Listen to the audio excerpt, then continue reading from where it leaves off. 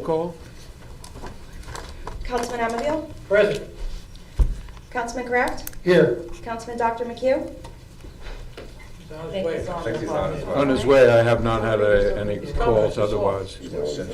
Oh, okay. There I am. Councilwoman Coleman? Present. Councilwoman Legori?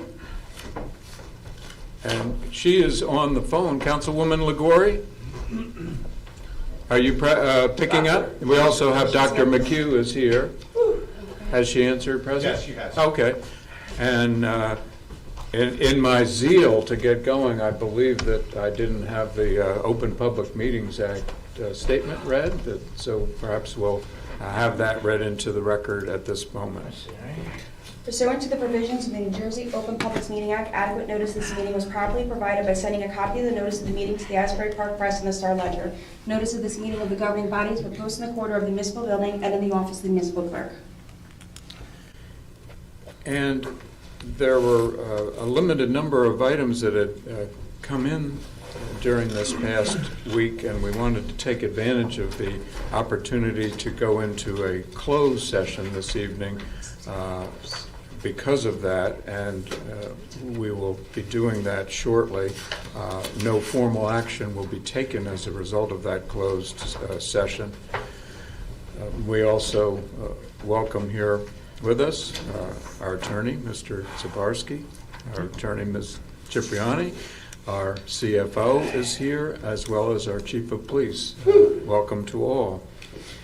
The first item on the agenda is something that everyone has worked together on as a joint project, and that is continuing discussion on the Fifth Avenue Playground equipment and our initiative to make sure that the monies that had been budgeted previously could once again be put in place in a sufficient amount with the state bid, and we do have a lot of the paperwork that's come in through the efforts of Eric Wojciechowski, our supervisor in public works, as well as the individuals working with him, including John Barrett and Sandy Martin and the council.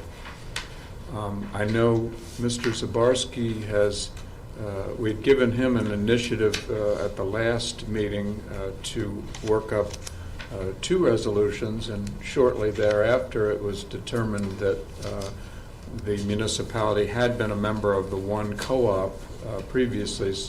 As such, there would not be the necessity for that original threshold resolution, and it would really be a resolution to have all the costs, expenses looked at, reviewed, and deemed adequate. So with that, maybe I'll turn it over to Steve at the initial discussion, and I know he's worked on it. Thank you, Mayor. Yes, I spoke to Mr. Barrett, our CFO, and through Mr. Eric Wojciechowski, our Public Works Supervisor. It turns out that we are still members of the Educational Services Commission of New Jersey cooperative pricing system. I cited the statute. I did a draft resolution and noted that we're still a member of that and that we're able to purchase the equipment through that. So I did a draft resolution for July 23. Mr. Kraft did point out there is a second invoice. Steve, I don't want to interrupt, but I can't hear one word you're saying. Is your microphone on? If we, I'll do that again. you want to call in and I'll, Yeah. excuse me, Steve, sorry for that. Look it up. The only audio that's getting picked up right now is from the mayor until we open up that conference call. Okay.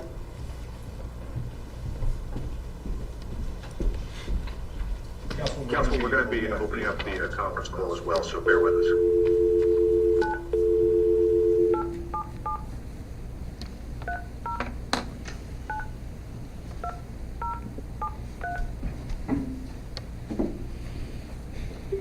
Please enter your access code followed by the pound or hash sign. Reduce the volume here, just, Okay. we'll have the audio out.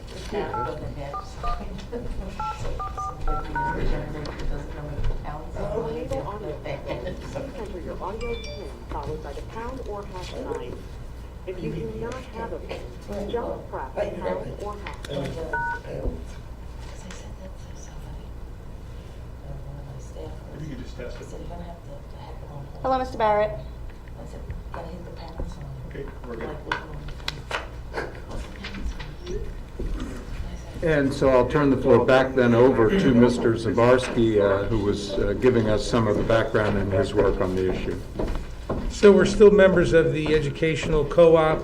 We can purchase the equipment through the co-op, so I did a draft resolution. We did have two separate invoices. It's the same proposal number. One was for all the equipment. There is a second one. Mr. Kraft was able to point out to me there is a second proposal with regard to a wood carpet and some fabric for $2,525. I did not include that in the draft resolution. I didn't know if that's something the mayor and council wants to include as part of the purchase of the equipment. But other than that, I think we're good to go. Mr. Barrett, I think, is confirming that we will have the monies available and certified funds are available. So I did a draft resolution in those, in accordance with those requirements. Thank you, Steve.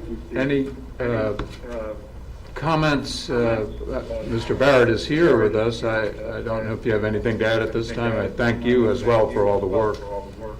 No, Mayor, the money that, with the help of the Councilman Kraft, as far as putting the capital outlay portion of our budget, is pretty much the majority of these funds. For the few $1,000s that were over from what's budgeted, we're going to be utilizing other expense funds to make sure we get this playground in as soon as possible for the residents.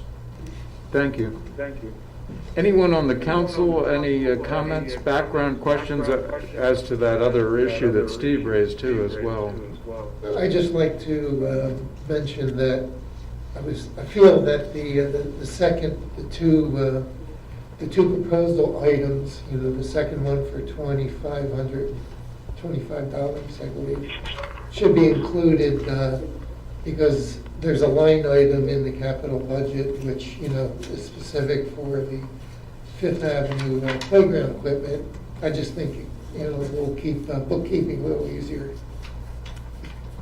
I didn't hear, should not be included? Should be included, okay. It's part of the resolution. Anyone on the council feel otherwise, or everyone in agreement on that point? I'm in agreement. And do we need any further discussion then? And as such, we have Sandy here make sure that that particular item is on the regular meeting agenda 1 week from tonight for adoption.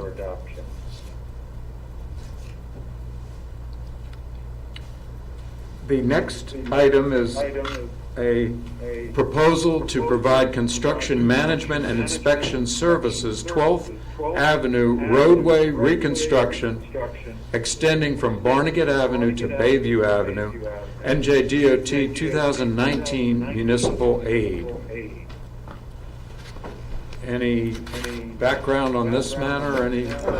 Yeah, we've been talking about this for some time. This is one of the Department of Transportation grants that we apply for every year.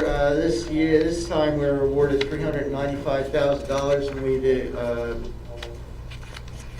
we decided to apply it to 12th Avenue, just as it says, between Barnegat and Bayview, to help with the pitch on the road, because apparently water lays on that road a lot. So we're going to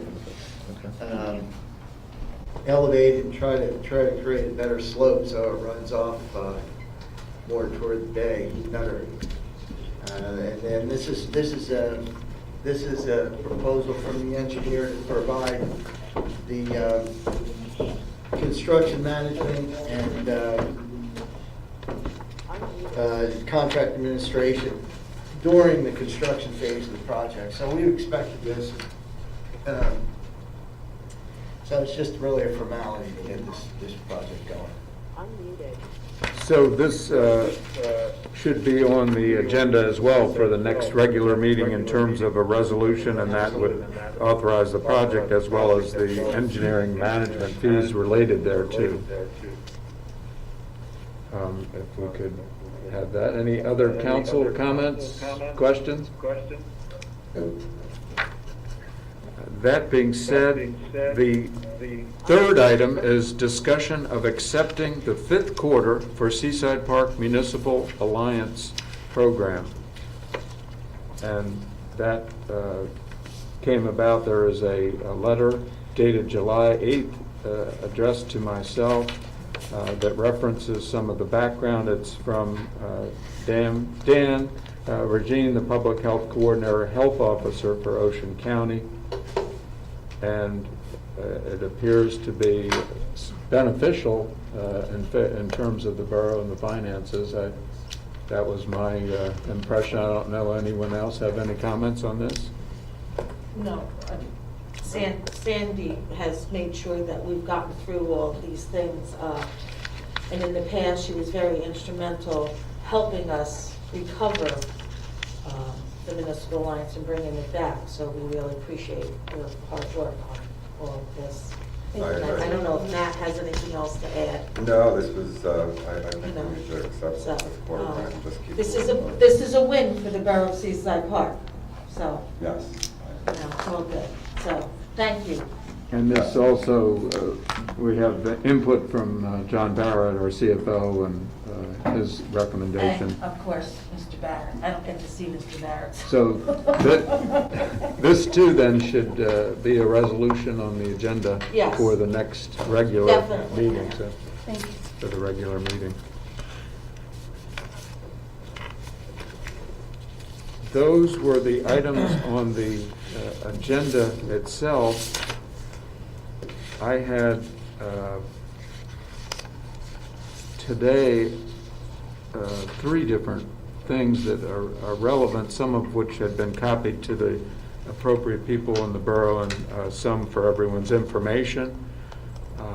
I had one, the Ocean County Cares Grant Agreement, and that came from the county and from Julie Tarrant, Controller, Department of Finance, and the monies are flow through from the federal CARES grant, flow through the county with the applications then divided up and awarded to the separate municipalities. And what is contemplated, that regularly scheduled meeting of August 5th, the Board of Freeholders will adopt a resolution authorizing the freeholder director and the clerk of the board. They are hopeful to execute all 33 municipal agreements, and we're respectfully requesting action to be taken prior to that time from each municipality. I was copied on, there's one town that had copied me. They weren't meeting in a timely manner, but we are. We do have a meeting again 1 week from tonight, so if everyone deems this appropriate, as I believe we should, this too should be a resolution for formal action 1 week from tonight. I don't know, Mr. Bauer, you were copied on this as well? Yeah, Mayor, actually, I forwarded to Clerk Martin to include it tonight as well as get it on the agenda. Okay. Every municipality that wants to participate this in the state has to do this with their respective county. So it's just a standard protocol, and that would actually take care of it so we can actually make our application formally to get our aid for the CARES Act. Very good. Thank you. Anyone else on the council on this issue? I had also had an email that went to the governing body. It was from last evening, and that's from an interested party, Taxpayers Association officer and school board member, and certainly someone who we value in the community, and that's June Korzaneski. And she had reported that she felt there was difficulty in trying to get on to last week's virtual meeting. And she also expressed what I believe is legitimate, that all of us feel there are those that just, for many reasons and legitimate concerns, do not want to come out to a public meeting, but do want the option to participate, observe. So I know We owe thanks to our CFO, John Barrett, who's doubling in the role as the tech person and for us, and we thank him for that. And Sandy Martin, I know both had reached out to her to give her assistance to make. Mayor, I'm happy to report that according to the online roster, June has joined us at this point. And I did offer to her that she could call my personal cell phone to run any kind of clearance before the meeting. I'm happy to report she's actually on the call. So I'm sure you'll hear from her later when the public portion opens up. Very good. Thank you, John. Anyone on the council on that issue? The third thing that came to me via email today, and again, I thank him, and that's Eric Wojciechowski. A question had come up at the last meeting as to the stormwater check valve report, and he was kind enough and got right on it, and we do have that report. So he emailed that to all of us for our information, and certainly that's something that is valuable in terms of the grant. We were contemplating utilizing a portion of the monies for valves, and also to make sure that gets to Dr. Farrell, Captain Al, our engineer. Everyone is aware of this. So thank Eric. I mean, he's done this on his own, really, and with a lot of work and observation, and he's observing each of the valves, which ones are functioning, which are the better functioning ones, limitations that are observed, and there's the one, of course, that's not functioning, and he renders his summary conclusion. He says, I think both valves will work equally well if installed correctly in brand new watertight basins, brand new watertight pipe in locations that are not easily bypassed by adjacent elevations. And then he has a note at the end that Ocean County has a tide flex valve installed in their outfall at the catch basin on 3rd Avenue and Bayview Avenue. Our observations of this valve have been consistent with our own valves. It is often bypassed by adjacent basins that do not have valves or has deficiencies in the existing pipe and basin and or the installation. So a lot of good points made there that we have to be extra careful when the time comes to install these valves. Anyone on the council have any questions, comments on this report? And we'll maybe have that forwarded to the applicable other parties as well. And it came out also, a member of the public, Mr. Koppelman was so that should be. Mr. Koppelman and Mr. Benzavenka. So we should perhaps email, they had made. Didn't Mr. Benzavenka bring that up too for that? Yeah, he was also asking in regards to H Street as well. Yeah. So both of those were in his request. So perhaps as a courtesy, if we have their emails, we could give them both this copy, give them an email as well. That concludes all of the items that on the agenda itself and anything I had. Anyone on the council have anything else at this juncture? Hearing none, what I will do then is open the meeting up to the public for public comments or questions, if any. And June Korchinski. hi, June. Hi, this is Ms. Koppelman. Yeah, I believe June has the floor. Yeah, well here, Ms. June Korzanowski. Okay. 114 H Street. I want to thank John for trying to help me with the audio. The problem now, I do hear you, but because either you're wearing masks or you're not close enough to the microphone, it is very difficult. I can understand the mayor, I can understand Mr. Barrett.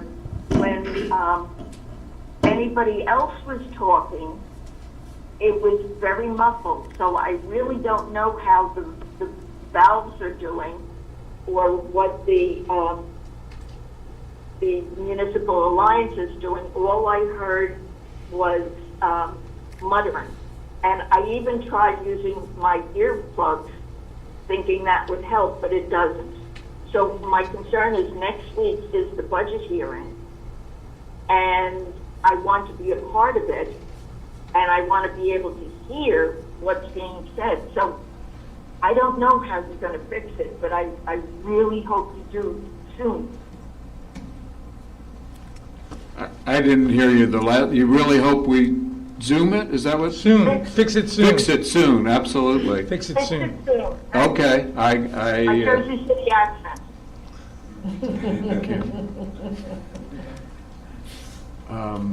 Anyone up here more technical than I that at this juncture Absolutely not. I'm trying my best to speak as loudly as I can and I make just moved my microphone. so I'll have everybody do We'll that. do our best at the next meeting. Yeah, so everybody be very conscious of, Plus, we're live streaming on YouTube as well, Mayor, so residents can hear that audio from the individual mics as opposed to the stopgap measure we've established for the sake of coronavirus. that is true. Except YouTube is the preferred Except- way, I think. that you can't get the YouTube to coordinate with the GoToMeeting. So Exactly. you may be able to hear it better on YouTube, but you may not be able to, you can ask questions. So I'm capable of doing one thing, but watching two different monitors is a little bit beyond my pay grade. Jude, Yes. this is Mitch. You can turn off the computer audio on the GoToMeeting and only turn it back when you have a question. That way you're only getting the audio from the YouTube, so you don't have the conflict. But they're not coordinated, that's the problem. That's what I'm saying. If you turn off the audio on the GoToMeeting and just listen to the live stream until you're ready to have a question. Up until that point, if you just use the live meeting, you'll be fine. Okay, I'll try that. Thanks a lot, Mitchell. Okay. Now that I've got the floor, Eric, if you're there, if not, thank you very much for following up on my request. Nothing you said surprises me. I'm just a little concerned that I had to bring it up before I had any feeling that indeed the information that was costly for us to attain, but valuable to attain, wasn't even going to get into the right people's hands at the right time. So I'm just glad I did, and I'm more importantly glad that you've done a very thorough job in accumulating the data, and it'll be very useful when and if we're able to move forward on our Bayfront project. The second comment, Mr. Mayor and Council, maybe it's me and maybe my use of the English language still leaves something to be desired, but as I read the public announcement on the webpage about tonight's meeting, it said limited participation or capacity will be available. That gave me the impression that until we reached the limit, the public would be allowed to attend, and I got there early and could not get into the door. That disappoints me. I don't understand why we're not using as much of the capacity as we legally can, and only using the GoToMeeting or the live either for overflow or for people who don't want to be out in public. I think, Mr. Koppelman, I arrived right at 6:30 and inadvertently or accidentally the door was locked. So I was texting those that I had seen as I parked my car who were up here, and they came down, and Sandy and Mr. Barrett were here, and the officer involved. So then I got in and the door was fixed. So you must have come a few minutes right before I was here. So it was locked, you're right, but about 6:35 it was unlocked. So we apologize because we are open to the public this evening, the building, observing social distancing, and we have at least one member of the public's here, and we had another. So we apologize to you for any mix-up. All right, thank you. And in answer to your question, Joe, everyone's aware, we discussed this. We're still under the governor's emergency order, which references a limit of 25% of the capacity of the room. So that's where that directive, that notice comes from. So if you add the 25%, I think we're at 108 or 110 is the capacity, because we had to do this when the congressman was contemplating a meeting. So you take 25% of that, and then you figure the 6-7 members of the governing body, our attorney, the chief, the CFO, and that's where it comes up with you do the numbers, how many other members of the public would be welcomed until such time as we would have to lock the door to comply. So, any other public comments or questions? If I could, my name is Joe Witecki, 42 F Street, 20 Oberon Ave, Hawthorne, New Jersey. Those are my two addresses. I did, in the chat profile, when the council chambers are speaking, you don't know who is speaking. Is there a way you could have a camera that is facing out into the audience so you can identify and possibly to help even Miss June understand what people are saying? Because you don't see what the person is saying, and you can't hear what the person is saying. So I think it would behoove the mayor and council to have a microphone and possibly a camera, so when the person is giving their report of council or committee, that they could be seen and heard at the same time. That is all, Mr. Mayor. Thank you, sir. Yeah, going back to our original point, and certainly Joe has been, he and I have had a message exchange here. This is the official meeting on site. We're using GoToMeeting as obviously a platform during this COVID to help those members of the public that want to participate. But ultimately, Joe and others should go to the official YouTube page to get the live stream so that they can see the entirety of the council room and hear who's speaking.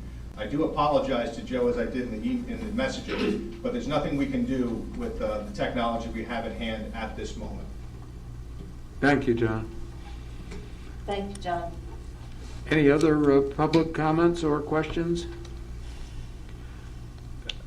There being none, I would entertain a motion from the council to close the public. And what we are contemplating as well is a motion then to go into a closed personnel discussion, the subject of contract litigation or contracts rather, anticipated litigation, personnel matters, and the like. No formal action will be taken this evening, so there is no action contemplated after such a closed personnel meeting. So if I could hear a motion. I'll make that motion. Motion, both for an adjournment and then to go into the aforementioned closed personnel session. And it's seconded by Councilman Kraft. Roll call. Council President DeMichael? Yes. Councilman Kraft? Yes. Councilman Amadale? Yes. Councilwoman Coleman? Yes. Councilman Dr. McHugh? Yes. Councilwoman LaGore? Yes. And we have the compliance, but we'll call the closed meeting to